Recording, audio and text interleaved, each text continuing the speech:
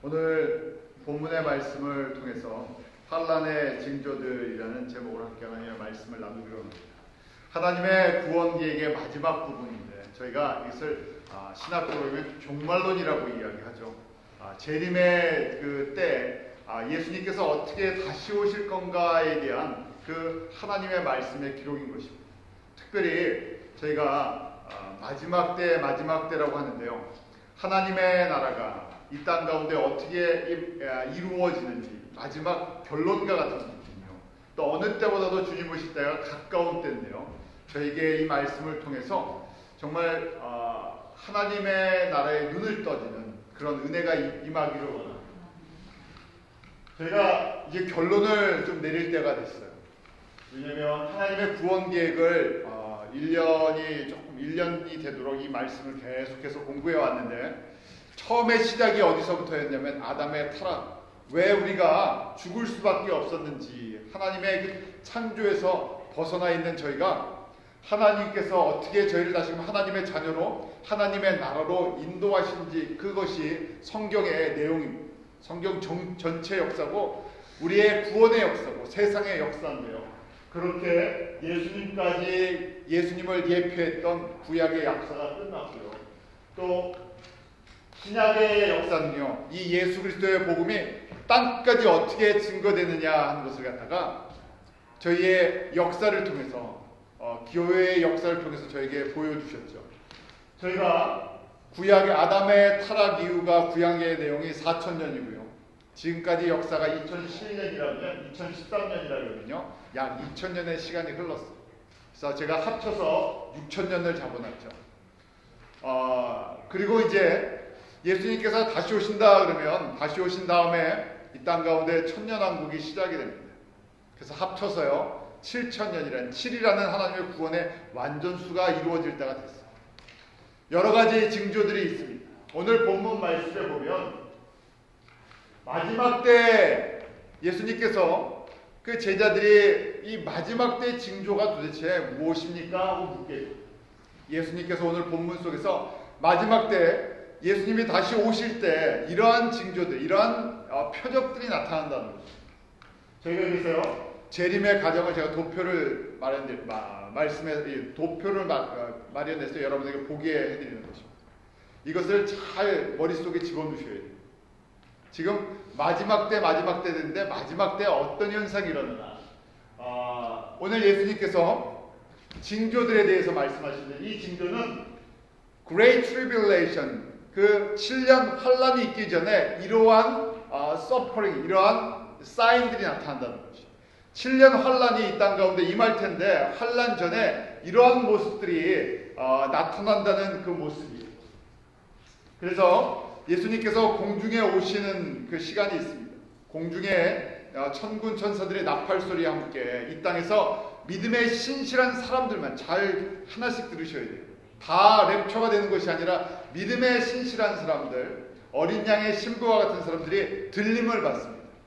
그리고 이 땅에 남은 모든 사람들은요 7년 Great Tribulation이라는 이전에 이 역사를 통해서 한 번도 겪어보지 않았던 엄청난 환란을 겪게 됐어요. 그 후에 예수님께서 공중에 그 혼인잔치 뱅퀴시 있는데요, 그 신실한 주의 그 성도들과 함께 이 땅에 내려와서요, 내려올 때 사탄을 우두머리, 그 마귀의 우두머리인 사탄을 잡아서 무적행을 바로네스 핏이라는 곳에 1,000년 동안 가두어둡니다. 그리고 이 땅은 이 밀레니엄 피리어드 1,000년 동안 이 천년왕국, 예수님께서 우리를 다스리시는, 마치 1,000년 동안 아담의 타락 이후에 1,000년 동안 사람들이 죽음을 경험했는데 이때는 천국의 맛을 가장 이 땅에서 맛을 볼 수 있는 그런 시간으로 1,000년을 준비를 시키시고요. 그 후에 예수님께서 White Throne Judgment라는 백보자 심판 후에 예수를 믿는 사람들은 새하늘과 새 땅, 믿지 않는 사람들은 쓰레기통인, 영혼의 쓰레기통인 마귀와 그 사단의 모든 졸개들과 함께 이 지옥으로 보내버리십니다. 이것이 지금 이 마지막 차트가요, 마지막 때 재림의 과정. 그럼 저희가 어디에 서 있냐 하는 것이 중요한데요, 바로 오늘 말씀이 저희가 2013년인데 그 징조들을 저희가 보는 시대에 살고 있어요. 과연 그런가 안 그런가 예수님께서 주시는 말씀을 저희가 보려고 해요. 예수님께서요, 이 Great Tribulation 7년 환란이 있기 전에 이러한 징조, 마지막 때 징조에 대해서 말씀하시는데, 첫 번째 오늘 말씀해 보면요, 미혹해 되는 일이 있다고 말씀을 하세요. 4절에 보면 예수께서 대답하여 가라사대 너희가 사람의 미혹을 받지 않도록 주의하라. 되어 있어요. 영어로 보면 watch out 아닌데 이거는 beware about, 주의해서 정신을 차리라는 얘기예요. 우리 뭐 이렇게 위험하면 그 watch out 하고 그러잖아요. 잘 보라는 거예요. 넘어지고요, 물리고요, 깨질 수가 있기 때문에. 그래서 첫 번째가 뭐냐면 미혹하는데요, 가짜를 사람들이 진짜처럼 생각한다는 거예요. 그 대표적인 것이 무엇인가? 신앙이요, 가짜 신앙인데 진짜 신앙, 가짜 교회인데 진짜 교회, 가짜 복음인데 진짜 복음처럼 생각한다는 것이요. 그 중에 가장 대표적인 것이요, 바로 예수 그리스도의 복음이 가짜 복음을 사람들이 진짜 복음으로 생각한다는 거예요. 잘 이해하세요.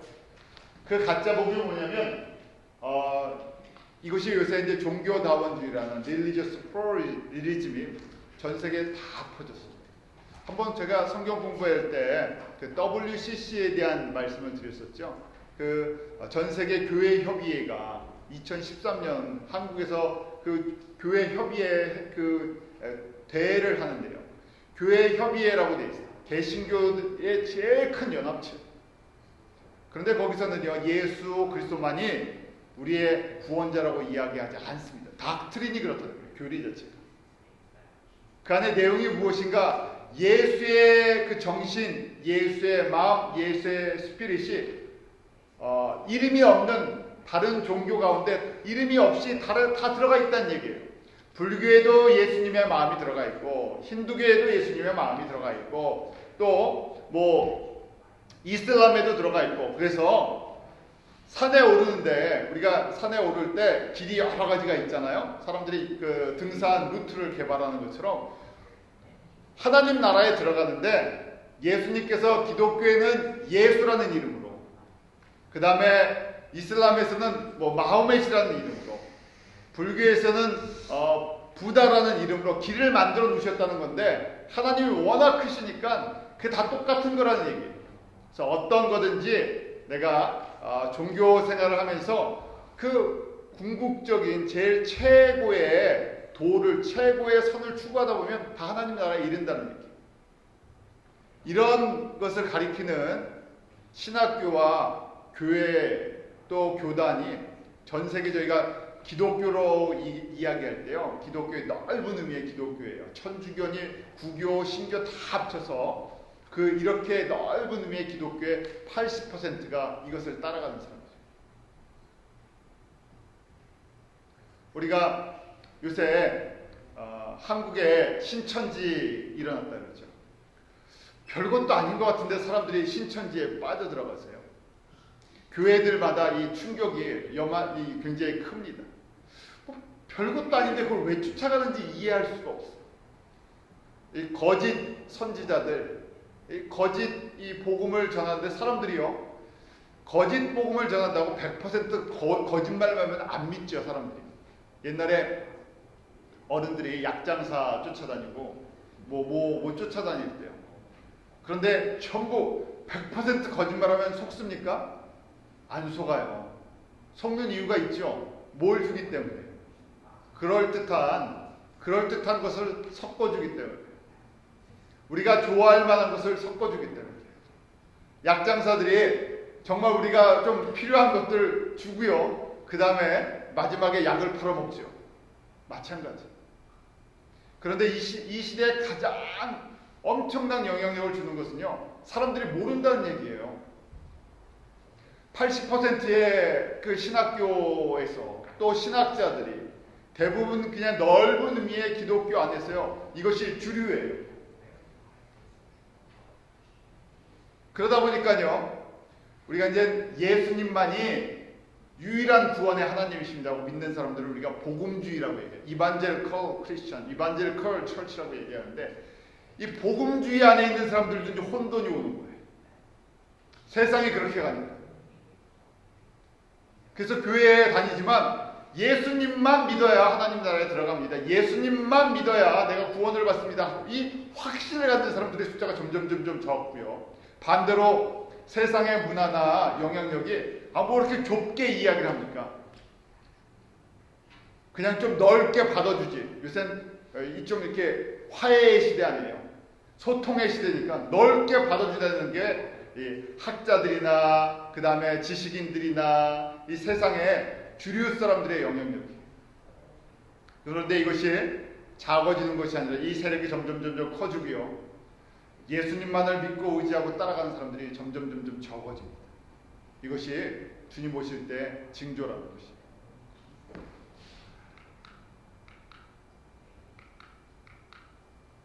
그럼 왜 이런 환란들을 하나님이 허락하시고 왜 이 환란이 일어날까? 7년 환란이 있기 전에 왜 이러한 징조들이 일어날까 한 것은요. 마귀가요. 자기의 시간이 다 된 것을 알기 때문에 그렇습니다. 마귀가 하는 일은요. 사단이 이 땅에 사는 일은 할 수 있으면 택하신 자들까지 다 넘어뜨려 사망에 같이 끌고 들어가요. 우리 조금 표현이 그렇지만요.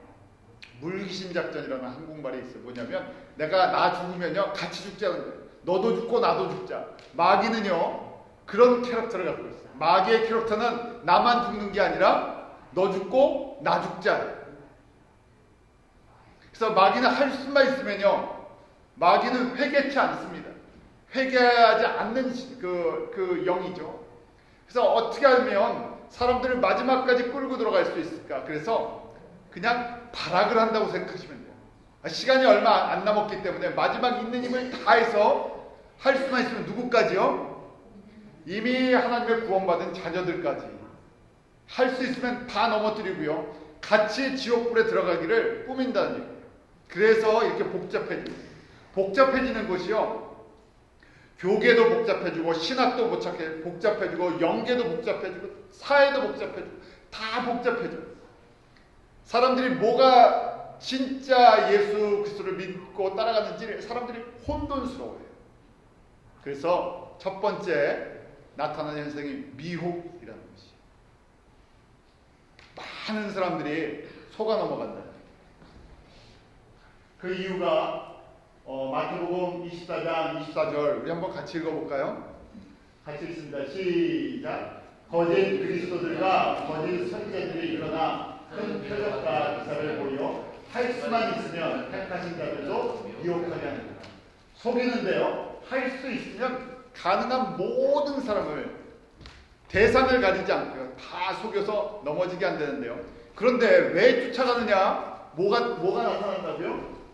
표적과 기사가 나타납니다. 표적과 기사를 바란다. 이 표적이라는 것은요. 이것이 진짜다고 보여줄 수 있는 이런 사인들이 나타납니다. 또 저희가 이 기사라는 것은 미러클이라고 되어 있잖아요. 사람들이 보면 초자연적인 현상들이 나타나요. 병이 고쳐지고요. 예언도 하고요. 능력도 행하고요. 별의별 일이 다 일어난다. 그러죠. 안 모일 것 같은데 이런 사람들이 엄청나게 또 모여요. 가짜 복음이 더 잘 팔린다는 얘기예요. 직접적으로 저희끼리 이야기하는 거예요. 텍사스에서 미국에서 첫 번째, 두 번째로 큰 교회가 있죠. 복음을 전하는 메시지가 아닌데 잘 된다는 메시지죠. 예수 믿고 내가 잘 됐는데 예수 믿고 이 땅에서 잘 된다는 거예요. 그런데 메시지가 들으면요 별다른 메시지도 아닌데 그 사람이 방송 설교하면서요 무슨 대단한 미러클 능력을 행하지도 않아요. 그런데 그 교회가 미국에서 첫 번째, 두 번째 큰 교회가 됐어요. 그 몇 년 전에 그 실내 도움 체육관을 풋볼 구장입니까? NBA 구장입니까? 도움 구장을 사갖고 프로 이 구장을 사서요. 그걸 예배당으로 바꿔버렸어요. 수만 명이 거기서 예배를 드려요. 그 책이 그 사람이 낸 책이요 전 세계 베스트셀러가 되고 방송에 나와서요. 방송 이 강좌를 하고요. 돈을 엄청나게 벌어요. 그런데 메시지를 들으면 누구나 할 수 있는 메시지인데 사람들이 거기에 다 딸려가고 있어요. 분별을 할 수가 없습니다. 그러니까 크다고 좋은 것도 아니고요. 작다고 나쁜 것도 아니고. 저희가 그런데 마지막 때가 되면요. 이 미혹해하는 표적과 기사가 곳곳에서 일어나요. 능력을 원하는 사람들은요. 별의별 능력이 다 나타납니다. 그 능력이 어디서부터 오는 건지 사람들이 분별하지 않고요. 능력만 보여주라는 얘기예요. 그래서 영계도, 영적인 세계도 그렇고요. 이 세상의 교회도 그렇고요. 저희가 사람들이 다 혼돈 속에 있어요. 이것이 첫 번째 징조입니다. 막을 수가 없고요. 하나님께서 허락하신 과정. 두 번째 볼까요? 두 번째 보면 민족이 민족을, 나라가 나라를 대적하는 일이 계속해서 생긴다는 얘기예요. 전쟁의 모습이. 사람들이 살기가 요새는 좋아지고 평화를 외치면 전쟁이 없어질 것 같은데요. 전쟁이 더 극심해집니다. 전쟁이 없어지기를 사람들이 사모하는데요. 전쟁의 양상이 이제는 나라와 나라가 싸우는 것보다도 민족 간에, 이 피플 그룹 간에 이 안에 분쟁이 심해졌어요. 그러니까 저희가 대표적인 것이 코소보, 세르비아, 코소보, 유고슬라비아의 그 분쟁이 있었고요. 분쟁이 아니라 한 강한 민족이 한 민족, 작은 민족을 갖다가 청소한다 그러죠. 싹 없앨라 그래요. 아프리카에서 르완다 사태가 일어났죠. 지금도 저희가 같은 나라인데도요, 나라 안에서 이 민족 간의 분쟁이 끊이질 않아요.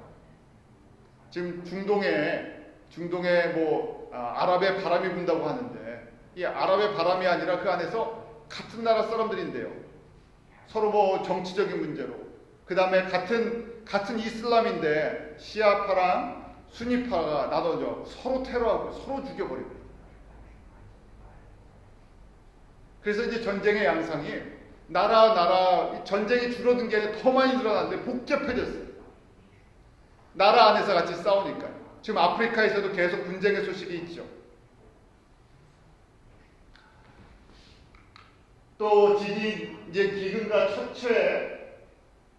기근과 지진이 일어난다고 말씀드렸습니다.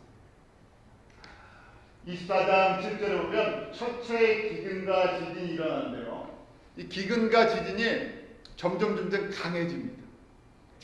과학이 발달되면 이걸 좀 조절을 할 수 있을까 그러는데 점점 강해지죠. 우리 기술과 과학의 어떻게 보면 핵심 나라가 일본이었잖아요. 우리 일본도 이 쓰나미나 지진 앞에서 어쩔 줄 모르잖아요. 이제 쓰나미가 있어요. 지진이 있었는지 2년이 지났죠.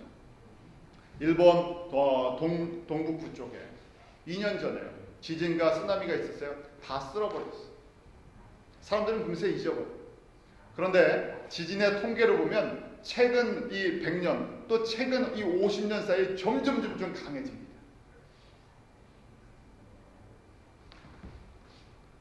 제가 이야기하는 것이 아니고요.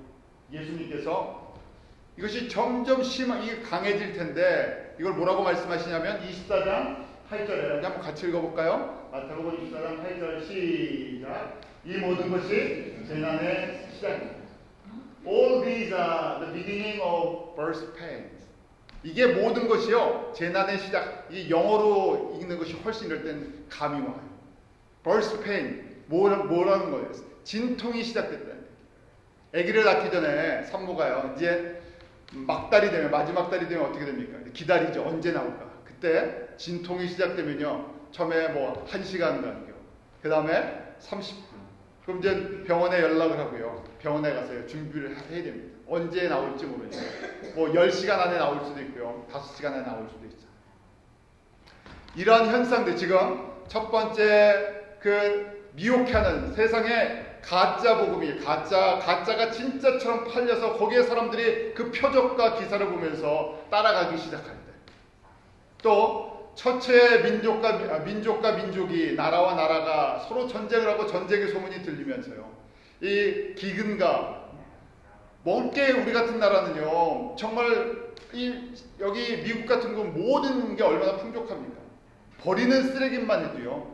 반대로 저쪽에 있는 우리 같은 동포는 북한에서는요, 이 미국에서 버리는 쓰레기만 해도요 얼마든지 잘 먹고 살 수 있는 양. 한국도 그렇잖아요. 남쪽에 있는 남한에서 버리는 쓰레기 양 갖고도요 굶어 죽는 사람들을 얼마나 먹일 수가 있겠습니까? 그런데 마지막 때가 되면 빈부격차나 나라 간에도요 이 풍요로움과 가난한 것의 격차가 점점 심해지면서요 한쪽에서는 수없는 사람들이 굶어 죽고요 한쪽에서는 남아서 다 유흥에 쓰면서요 버려버린다.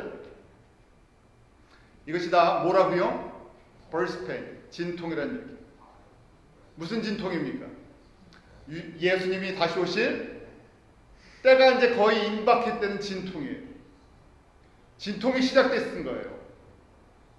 그 진통이 시작됐으니까요 아기를 낳는 사람 입장에서 어떻게 합니까? 진통이 시작되면요 마음과 모든 준비를 하고 있어야 돼요. 곧 아기가 나온다는 걸 알기 때문에.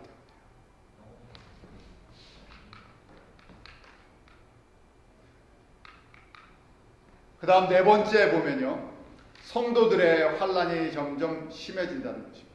이때 성도는 그냥 성도가 아니라 오늘 본문 말씀에 9절에 보면 그때 사람들이 너희를 환난에 넘겨주겠으며, 이때 너희가 누굽니까? 말씀 속에서 보면요 예수님의 제자들이, 제자의 길을 걷는 사람들, 헌신자의 길을 걷는 사람들, 예수 중심으로 사는 사람들, 이 사람들은요 뭐가 있다고요? 서퍼링을 받는다는 얘기예요. 이게 정상이라는 얘기예요. 그래서 어떤 고통이 있습니까? 했더니요 예수님의 이름 때문에 미움을 받는다. 내가 예수님을 잘 믿고 살면 사람들이 나를 인정해주고 좋아하는 것이 아니라 예수님 이름 때문에 고통을 받는데요 넓은 의미로 보여줍니다. 첫 번째는요 예수님의 이름 때문에 순교자가 줄어드는 것이 아니라 순교자가 계속 늘고 있습니다. 대표적인 나라가 수단이에요.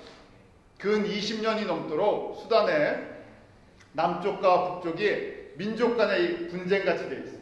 북쪽의 이슬람 정권이 남쪽은 기독교 지역이거든요. 기독교 사람들을 박해하고 죽이느라고 매년 수만 명이 죽어가고 있어요. 지금 이제 거의 독립 상태 같이 만들어졌죠. 그렇지만 이 소용이 없어요. 계속해서 이 북쪽에 있는 이슬람 세력이 수단뿐만이 아니잖아요. 남쪽에 아프리카의 이제 남쪽으로요. 남쪽에 있는 이 기독교 지역의 사람들을 계속 인종적으로 공격을 해요. 수없는 사람들이 계속 죽어가는데 매년 예수님 때문에 죽어가는 사람들이요 25만 명이 있는 거예요. 이것이 줄어들지 않고요 계속 늘어나고 있다는 거예요. 또 한 가지는요 이 영적으로 혼적으로요 제가 말씀드렸던 이반젤크란 복음적인 그리스도인들이 점점 줄어듭니다. 영국 같은 경우에는 예수를 믿는 사람 중에서요 그 예수를 믿는 사람 중에서 진짜 예수님만이 나의 구세주입니다고 하는 고백한 사람들이 전 인구의 전세, 영국 같은 경우 기독교 나라라고 이야기했잖아요. 2%. 크리스찬 중에서 예수님만이 구원해 주라고 고백한 사람이 2%. 독일은 0.2% 정도. 독일이 신학의 중심지인데요. 그 신학의 중심지에 예수님만 고백한 사람이 0.2%뿐이 아니에요. 한국이나 미국은 그래도 하나님의 은혜 가운데 어느 정도 그 숫자가 유지되고 있죠. 그래서 저희가 지금 15%에서 12%를 이렇게 잡고 있어요. 근데 숫자가 점점 줄죠. 그 얘기는 뭐냐면요. 바로 그 다음 연결이 되는데 예수 중심의 문화가 사라진다는 거예요. 일반적인 예로 미국에서 우리 퍼블릭 스쿨 다닐 때 거기서 신앙 고백하기 쉽지 않습니다. 우리 자녀들이 학교 다니면서요 거기서 신앙생활을 내가 정말 예수님 때문에 예수님을 위해서 살아가는 그런 믿음의 고백을 하는 것이 정말 어려워요. 그것이 학교에만 그렇습니까? 그러니까요 퍼센테이지가 중고등부였다가 대학생 가면요 그 믿음 신앙생활하는 사람들이 숫자가 확 줄어들죠. 그러다가 대학을 졸업하고 직장에 가면요 더 줄어들어요. 그래서 일반적으로 이건 이민교회뿐만 아니라 미국 전체도 똑같은 퍼센테이지인데요. 우리가 중고등부가 100명이었으면요. 그 다음에 대학생들이 되면 몇 명이 모입니까? 20명 모여요. 그대로 그 사람들이요. 대학을 졸업하고 그 다음에 직장을 다녔을 때는요. 5명으로 줄어요. 왜냐하면 그 정도로 예수 중심으로 사는 것이 그렇게 어려워졌다는 얘기예요. 그런데 이 모든 것을 이기고 내가 예수님 때문에 살아간다, 내가 이 예수 그리스도의 복음 때문에 살아간다는 것은요, 항상 마이너리티가 되면서요, 항상 한쪽에 작게 살 수밖에 없는 그런 모습이 있다. 마지막 때가 될수록 이것이 하나의 현상이기 때문에 점점 늘어나는 것이 아니라, 우리가 예수 중심의 문화를 만들어야 됩니다 하지만 이 예수 중심의 문화가 교회에서조차도 점점 줄어들어요. 교회에서도요, 진짜 우리가 예배와 말씀과 기도와 선교, 기본적인 거지만요, 이것만 하면 사람들이 뭐라고 합니까? 교회 와서 예배 드리고요, 성경 공부하고 기도만 하면 뭐라 그러겠어요? 재미없죠. 재미가 없어져요. 그래서 진짜 이것만 하면요, 사람들이 교회를 안 오려고 해요. 좀 섞여야죠. 다른 것도 좀 있어야 재밌다고 하죠. 다른 것도 맞춰줘야 돼요. 다른 걸 자꾸만 요구합니다. 마치 백화점처럼요, 저희가 육적인 것도 혼적인 것도 다 맞춰져야 그 다음에 사람들이 교회에 좀 관심을 갖죠. 진짜 영적인 것만 주면요, 사람들이 재미없다고요, 안 와요. 안 올라고 해요. 이러면서요, 다섯 번째 교회가 세속화가 된다는 것입니다. 10절 말씀 볼까요? 10절 같이 읽습니다. 시작. 그때 많은 사람이 시험에 빠져 서로 잡아주고 서로 미워하겠습니다. 많은 사람이 시험에 빠져 서로 잡아주고 서로 미워하겠다 그러는데요, 거기 보면 turn away from the faith, 신앙에서 다 떠난다는 얘기. 교회에 다니는데 크리스천이라고 하는데 내가 성도인데 어디서 떠난다고요? 믿음에서 점점 사람들이 떠난다는 거예요. 하나님의 말씀을 따라 사는 것에 점점 떠나버린다는 거예요. 이것이 다른 얘기로 하면요, 마귀의 영향력이, 세속화라는 것은 세상을 닮아간다는 건 마귀의 영향력이 성도들이나 교회들까지 다 깊게 들어왔다. 왜 교회 다닙니까? 왜 예수님을 믿습니까? 왜 예수님을 위해 살아야 됩니까? 이게 전부 세상적인 거랑 연결이 너무 많이 돼 있다. 그래서 마귀의 영향력 속에서 믿음이 떠나니까요, 그 다음에 나타나는 현상이 마귀적인 캐릭터를 갖고 그 다음에 신앙생활을 한다는 그런 모습은 있는데 이 안에 속사람이 안 변하는 거예요. 그게 나타나는 것이 배반이라는 것입니다. 마귀의 특징은 배반하는 것이죠. 믿을 수 없다는 거예요. 서로 믿지 못해요. 그래서 사람을 믿지 못하죠. 한번 교회에서 분쟁이 몇 번 일어나면 그 다음에 어떻게 됩니까? 아무도 하는 얘기가, 교회에서 여러 번 싸우고 나면 뭐라고 얘기해요? 사람은 믿지 못하겠구나 이렇게 얘기해요. 저 사람 믿음이 좋은 줄 알았더니 지나고 보니까 아니라는 얘기예요. 저 사람 신실한 줄 알았더니 아니라는 얘기예요. 이런 사람, 자꾸만 이런 현상이 일어나니까요, 사람들이 믿음에서 떠나고 서로 믿지 않고 서로 이용하는 관계로 만나고 배반하고 뒤통수 치고, 그런데 이것이 점점 심화돼서요, 이게 세상이 그러니까요, 교회까지 그 사람 그대로 들어와 갖고 저희가 예수를 믿는다고 하루아침에 180도 변하면 얼마나 좋겠습니까? 변하지 않은 상태에서 그대로 이 세속적인 가치관이 그대로 들어와요. 조금 딴 얘기처럼 보이지만요, 여러분들 한국 뉴스나 미국 뉴스나 뉴스를 보면 섬찟한 일들이 너무 많이 일어나죠. 이해할 수 없는 것들. 근데 그 일들이 어디서 일어난다고요? 우리 동네에서요. 우리가 사는 나라에서, 우리의 민족 가운데 일어나는 우리의 일상 이야기죠. 예수를 믿을 때 저희가 그런 속에서 자라고 그런 속에서 있던 사람들이, 그 중에 한 사람일 수도 있잖아요. 그런 사람들이 복음을 듣고 들어오는데요, 그러니까요, 세상이 점점 세속화되고요, 이 안에 사랑이 식어지고요, 서로 잡아주고 서로 미워한다는 얘기예요. 그러니까 교회에 와도요, 사람들이 즐거움이 없어져. 교회 와도 어떻게 됩니까? 조심하게 돼요. 내가 교회에 와서 혹시 손해볼까? 혹 교회에 와서 내가 저 사람한테 이용당할까? 내가 저 사람 만나서 혹시 사기당할까? 별의별 생각을 다 한다는 얘기예요. 그리고 또 여섯 번째는요, 거짓 선지자, 거짓 복음이 계속 늘어난다는 얘기예요. 종교다원주의뿐만이 아니라요, 거짓 선지자가 많이 일어나 많은 사람을 미혹한다. 거짓 선지자라고 선지자인데요. 진짜 예수님에 대해서 이야기해 주지 않아요. 선지자인데요. 지금 예수님의 재림의 때에 가까운데요. 이걸 사람들에게 깨어 있어라 가르쳐 주질 않아요. 천국과 지옥에 대한 이야기도 안 하고 하나님의 심판에 대한 이야기도 안 하고 어떻게 하면 내가 하나님 나라에서 존귀한 사람이 되는지 이게 마지막 무서운 이야기가 아니라 가끔 이야기하다 보면 요한계시록을 무섭다 그러죠. 두렵다 그럽니다. 세상 사람들한테는 두려운 마지막 이야기지만 저희에게는요. 새로운 나라가 시작되는 소망이에요. 천국, 만약에 요한계시록이 없으면요. 저희가 무슨 소망이 있겠습니까? 그럼 이 땅에서 예수 믿고요. 잘 돼야 돼요. 이 땅에서 즐겨야 돼요. 이 땅에서 가질 수 있는 것 최대한 가지고요. 누릴 수 있는 것 다 누려야 돼요. 뭐가 없기 때문에요. 천국에 대한 소망이 없으면요.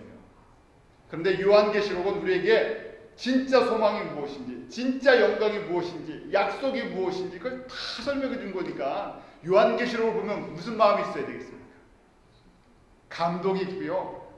기쁨이 있고요. 야, 내가 여기서 눈물 흘리고 내가 예수님 때문에 좀 고생도 좀 하고 좀 싫은 소리도 좀 듣고 내가 인정을 못 받아도 괜찮다. 뭐가 있기 때문에 하나님 나라에서 내가 영광 가운데 주님을 섬기를 그 영원한 나라가 있기 때문에 저희가 이 모든 것을 넉넉히 감당할 수 있다. 그런데 점점 거짓 선지자가 일어나서요. 제가 말씀드린 것처럼 종교다운지는 하나의 이야기고요. 우리 번영의 신학도 마찬가지예요. 우리 Prosperity Theology라고 한 최근 몇십 년 동안에 전 세계가 이 번영의 신학에 다 빠져 있었어요. 꼭 연결시키는 건 아니지만요. 그 대표적으로 이제 순복음교회 같은 데서 이 세상의 축복도 받아야 된다고 강조를 해줬어요. 그래서 예수 믿으면 이 땅에서 잘 된다는 걸 강조해 줬어요. 가난할 때 이것이 통했어요. 필요했던 메시지. 아무 희망이 없던 한국 같은 전쟁 이후에 이런 희망의 신학 때문에 번영의 신학 때문에 사람들이 그래 내가 이 땅에서 예수님 열심히 믿고 한번 복 주시는 거 경험하자. 엄청난 복을 받았는데 욕심이 끝이 안 나죠. 그래서 더 복을 달라는 더 복을 받아갖고요. 나타난 문제가 무엇입니까? 부끄러운 일들이 계속 일어나요. 뭐 말씀드리기는 그렇지만 한국의 대형교회 목사님들이 이 계속해서 문제를 일으키고 교계가 이제 복잡해져 갖고 사람들이 예수 믿는 사람들 교회에 그러면 좋게 안 생각하죠. 왜냐하면 그렇게 번영의 신학을 이야기했던 대표적인 분들이 다 뭐랑 연결되어 있었어요. 이 물질 때문에 다들 넘어져 버렸어요. 결국 그것 때문에요. 덩달아 사람들까지 다 넘어지게 만들어놨어요. 그런데도 여전히 이 메시지가 사람들한테는 아주 치명적인 이 유혹이 있어요. 예수 믿고 고난받으라는 얘기가 아닙니다. 예수 믿으면 잘 안 된다는 얘기도 아닙니다. 그런데 그것 자체가 우리가 예수님을 믿고 따라가는 가장 궁극적인 목적이 아니라는 얘기예요. 그래서 하나님께서 우리에게 주시는 선물들입니다. 그 선물을 받는 사람들이 있죠. 은사로서, 선물로서. 모든 선물을 한 사람이 다 독차지할 수 없잖아요. 하나님께서 주시는 은혜가 다 달라. 주시는 복이 다 달라. 내게 주신 복을 헤아려고. 그 다음에 내게 주신 복을 가지고 어떻게 해요? 하나님께 어떻게 이것을 사용할까? 하나님의 영광을 위해서 어떻게 사용? 그것이 포인트지. 내가 저 사람 저런 복 받았으니까 나도 복 주세요. 저 사람 저런 복 주니까 나 혼자 복을 다 누리면 얼마나 좋겠습니까? 이 땅에서 받을 수 있는 복 다 누리고요. 천국의 복까지 누리면. 그런데 이 땅에 너무 많은 걸 받으면 사람들이 어떻게 되냐면요. 교만해져서요. 그리고는요. 바뀌어버립니다. 큰 교회가 잘못되는 것이 아니라 사람이 커지면요. 권세가 있어지면요. 능력이 있어지면요. 그 다음에는 모르게 찾아오는 것이 교만이라는 것이에요. 하나님 없이도 내가 이거 할 수 있는 거죠. 그만큼의 파워가 있기 때문에 그렇죠. 마지막 때에 점점 그렇게 거짓 선지자, 진짜가 아닌 것을 진짜로 이야기하는 사람들이 점점 많아진다는 얘기입니다. 마지막으로요. 마태복음 24장 10절에 보면 불법이 성함으로 많은 사람의 사랑이 식어지라. 불법이라는 것은요. 법이 있는데 사람들이 편법을 쓴다는 얘기예요. 세상도 그렇죠. 왜 편법을 씁니까? 미국도 법이 잘 있는 나라고요. 한국도 법이 있는데요. 사람들이 법을 만들어주면 아주 나쁜 쪽으로 그걸 또 이용하려고 해요. 왜 그러냐면요. 법대로 하면 뭐 하기 때문에요. 손해보는 것처럼 보이니까. 편법을 쓰는 사람들이 더 잘 되는 것처럼 보이니까 법을 어떻게든지 악용하려고 해요. 그러니까 법의 기능을 하지 못해요. 미국도 그렇잖아요. 돈 많은 사람들은 변호사를 사서요. 좋은 변호사가 좀 표현은 그렇지만요. 다 그렇다는 것이 아니라 좋은 변호사를 사서 어떻게 하든지 이걸 피해가려고 하죠. 그래서 미국은 살기 좋은 곳입니다. 그래서 법이 잘 다스려지죠. 요새 멕시코 이야기를 들어봐요. 멕시코는 마약 때문에요. 도시도 그렇고 나라들이 전체가 혼란스러워요. 우리 남미 안에서도 이 경찰이 마약 세력이나 아니면 갱들이랑 연합해갖고 이게 한통 속에 돼버린 나라들이 또 얼마나 많아요. 무법같이. 저희가 사랑이 식어진다 그러는데요. 사랑이라는 것은요, 그냥 이 세상적인 사랑이 아니라 하나님의 사랑이 식어진다는 얘기예요. 하나님의 사랑은 자기를 부인하고 다른 사람 잘 되게 해줘요. 나를 희생한 건데 절대 사람들이 이제는 자기를 희생하려고 하죠. 대표적인 것이 결혼과 가정의 파괴 속에 있어요. 미국이 96년도에 타임스에 보면 96년도 지금부터 약 20년 전에 이혼율이 50%였어요. 10년 안에 이혼하는 그 퍼센테이지가. 그런데 20년이 흘러갔고 OECD 이 경제 15개국 이 경제가 전 세계 선진국가에 속하는 이 나라 속에서 1위가 어디가 되어버렸습니까? 한국이 되어버렸어요. 연령 구분할 거 없어요. 20대부터 노인에 이르기까지 한국이 이혼율 1위가 되어버렸어요. 자살률, 그 다음에 한번 뚜껑을 열어봤어요. 아침마다 나오는 뉴스를 보면요. 이해할 수 없는 범죄가 있다. 재산을 위해서 가족을 다 죽여버리는 아들이 나오지 않나? 그 다음에 멀쩡한 사람을 성적인 것 때문에 이건 나이나 연령을 불문하고요. 때려 죽이기도 하고 저희가 말을 담기가 힘들어요. 이게 한국인가 할 정도로. 무슨 이야기냐면요. 가치관이 완전히 파괴가 되어버렸다는 거예요. 왜 파괴가 됐습니까? 그 안에 돈과 성적인 타락이 있으니까요. 물질의 타락과 이 성적인 타락이 이 안에 모든 게 다 썩어져 버렸어요. 잘 사는데 다 썩어져 버려갖고요. 사람들이 사랑이 완전히 식어졌죠. 그런데 그것이 세상만의 모습이 아니라는 얘기예요. 문제는 그것이 그대로 교회에 들어오죠. 왜냐하면 교회는 세상과 떨어져 있는 어디 숲속에 산속에 돌을 닦는 사람들이 아니라 세상에서 부름을 받은 사람들이에요. 이 길을 그대로 사람들이 걸어가고 있어요. 그래서 결국 결혼의 문제가 생기는 것은 가정의 문제가 생기는 거예요. 가정의 문제가 생기는 것은 그 안에서 또 다음 2세, 3세의 문제가 생겨요. 믿음이 계승이 되는 것이 아니라 교회는 사람들의 숫자는 있는데요. 점점 사회는요. 이 사랑이 식어진 모습으로 서로 잡아주고 서로 배반하고 서로 죽이고 서로 넘어뜨리는 거예요. 나의 이익에 맞지 않으면 사람들이 기꺼이 그 일을 한다는 거예요. 이기적인 거죠. 극단적인 이기심 때문에 나랑 맞지 않으면 내 이익에 맞지 않으면 얼마든지 남의 이익을 갖다가 침범해서라도 내 이익을 지키겠다. 그것이 결국 우리에게 가장 기본적인 이 생명에 필요한 공기도 이익을 위해서 사용하고요. 물도 그렇고요. 복음도 내 이익을 위해서 완전히 바꿔버렸죠. 저희가 이것이 예수님이 오시기 전에 환란이 시작되기 전에 이런 모습으로 점점 강해질 것이다. 그럼 어떻게 되느냐? 결론적으로요. 마태복음 24장 13절입니다. 같이 읽습니다. 시작. 그러나 끝까지 견디는 자는 구원을 얻으리라. Stand firm. 끝까지 여기서 견뎌내야 합니다. 어떻게 해서 견뎌낼 수 있겠습니까? 이 거대한 세상의 물결. 이런 세상이 안 되게 해주십시오. 그렇게 기도를 해도 소용이 없다는 얘기예요. 하나님께서 이렇게 정하셨기 때문에 우리는 하나님 이런 일이 안 일어나게 해주십시오. 이렇게 간구하고 싶지만요. 이 일은 어떻게 된다고요? 점점 심해진다는 거예요. 아무리 기도해도 심해진다는 얘기예요. 왜냐하면 이것이 있은 다음에 예수님이 다시 오시기 때문에 마귀가 자기의 때가 다 된 거라고 이거 점점 극심하게 한다는 거예요. 그런데 하나님께서 하나님의 주권으로 허락해 놓으신 부분들, 저희들에게, 제자들에게, 믿음의 길을 걷는 사람들에게 stand firm, 싸우고 견디고 그 다음에 이겨내라고 말씀하시죠. 그럼 여기서 이겨내는 비결이 무엇이겠습니까? 제가 잊지 마시기 바랍니다. 신앙생활은 두 가지뿐이 없어요. 내가 우리 이 대사명과 대계명에 대해서 이야기하잖아요. 내가 진짜 하나님만 사랑하는 그거. 내가 예수님만 사랑하는 거. 다른 거보다 첫째로 내가 예수님만 사랑합니다.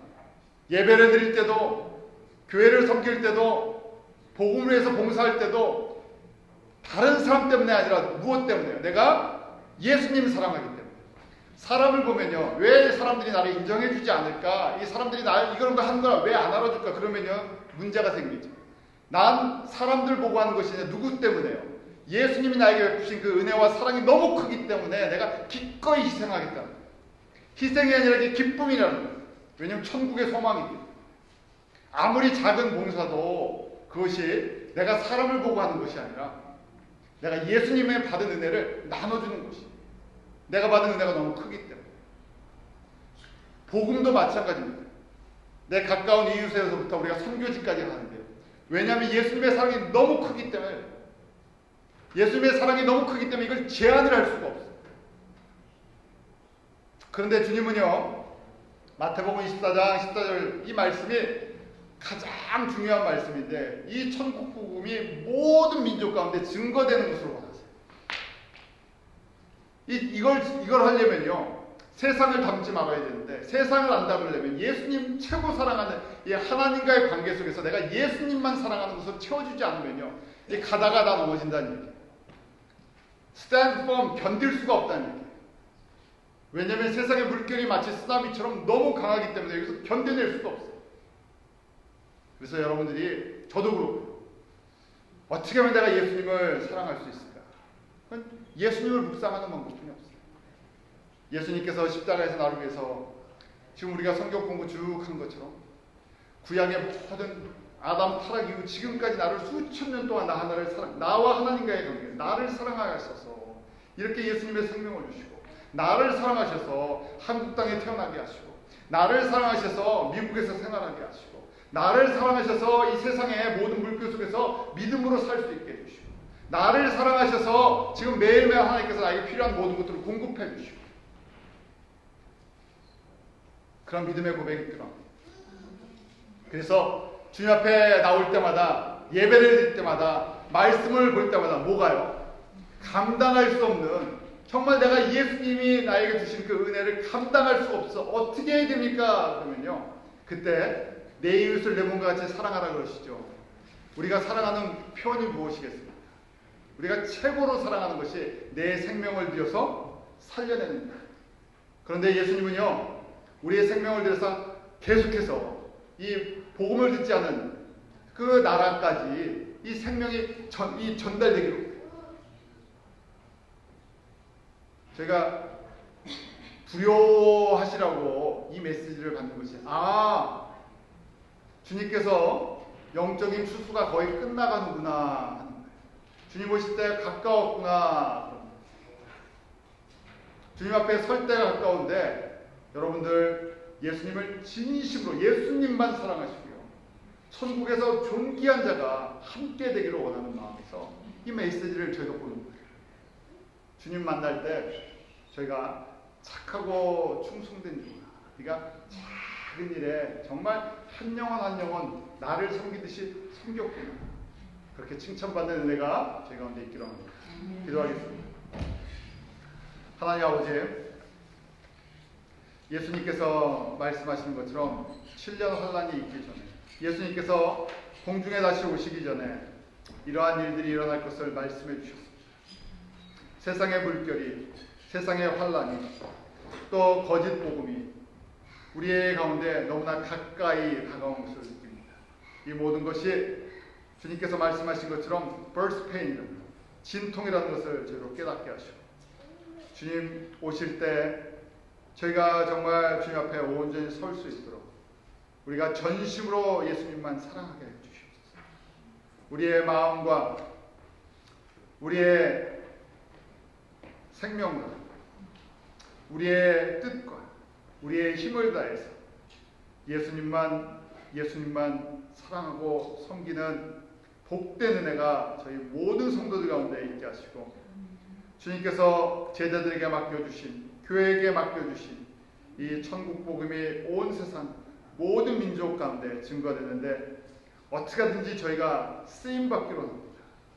우리 성도들 한 사람 한 사람 그 일에 우리의 삶을 기쁨으로 드릴 수 있는 믿음의 고백이 있게 하여 주시옵소서. 주님 앞에 영광 가운데 함께 다 만날 그 영광의 날을 사모하는 심령들 허락하여 주시옵소서. 예수님의 이름으로 기도하옵나이다. 아멘.